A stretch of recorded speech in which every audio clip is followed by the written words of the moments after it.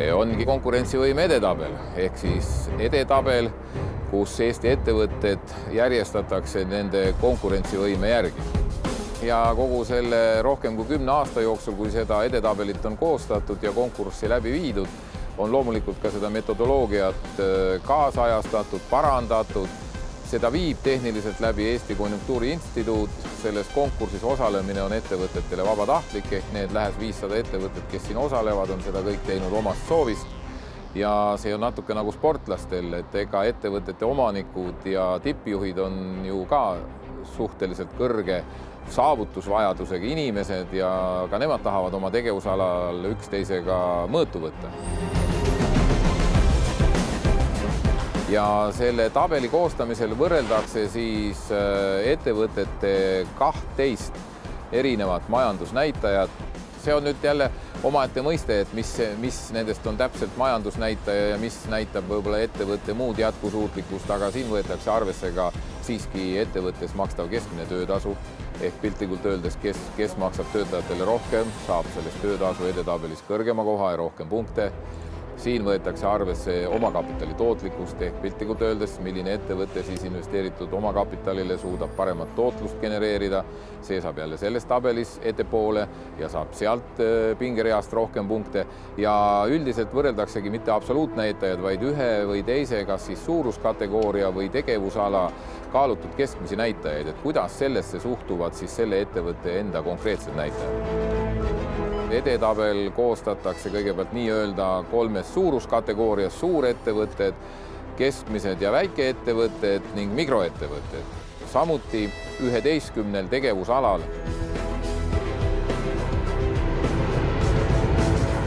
Eesti ettevõtted võistlevad 2 suurel ettevõtluse mõõdupuul: konkurentsivõime edetabeli ja ettevõtluse auhinna konkursi.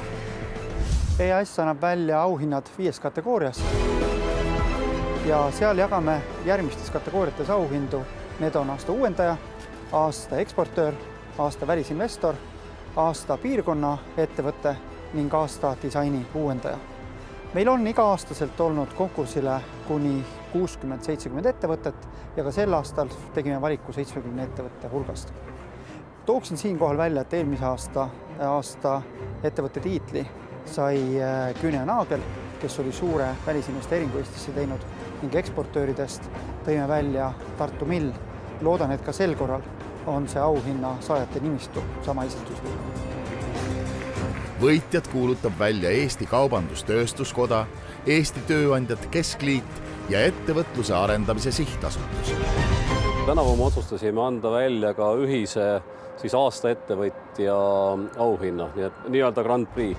See on selle aasta võib-olla kõige olulisem uuendus. Seal arvestatakse väga erinevaid näitajaid, majandustulemusi, arengut, hakkama saamist võib-olla vähe keerulisemas majanduskeskkonnas, aga samamoodi ka sotsiaalset vastutust ja muid näitajaid.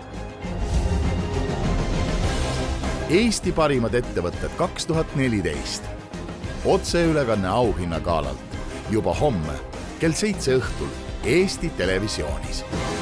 Eestis on ikkagi ligi 3/4 töökohti erasektoris ja siin osalevad just erasektori ettevõtted.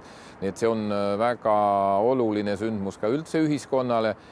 Ja ettevõtjatele endile on see ikkagi nii kui ütleme siis Eesti meistrivõistlused. Et küllap sportlastele on ka Eesti meistrivõistlustel oluline osaleda ja seal medal võita, nii ka ettevõtjatel siin.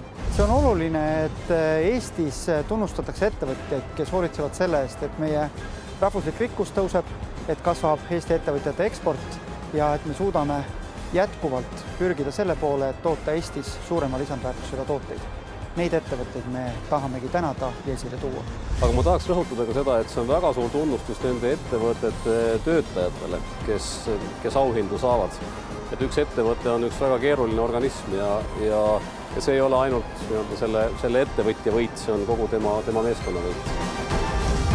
Pidulikule auhinnagaalale lisavad värvi kirevad muusika- ja tantsunumbrid. Õhtut juhivad Viktoria Ladõnskaja ja Urmas Vaino. Head saated iga päev.